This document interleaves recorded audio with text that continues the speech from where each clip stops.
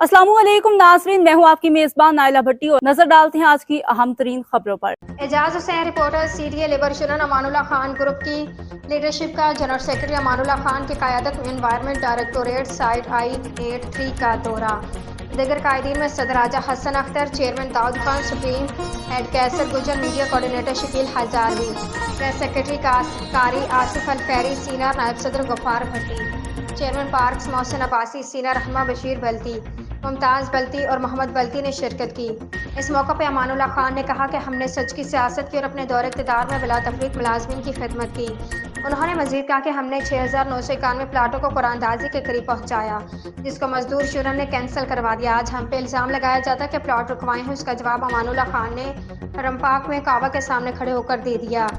क्या किसी मुखालिफ के अंदर इतनी इखलाकी जुर्रत है कि किसी मस्जिद में जाकर हल्फ दे सके कि प्लाटों पर सियासत और उकरबा परवरी नहीं की। इंशाअल्लाह हम दोबारा इक़्तिदार में आकर मुलाज़मिन की तकदीर बदल देंगे। रावलपिंडी रहमानी मस्जिद इंतजामिया कमेटी के अहदेदारान और मेंबरान तकरीब हल्फ बर्दारी की तकरीब।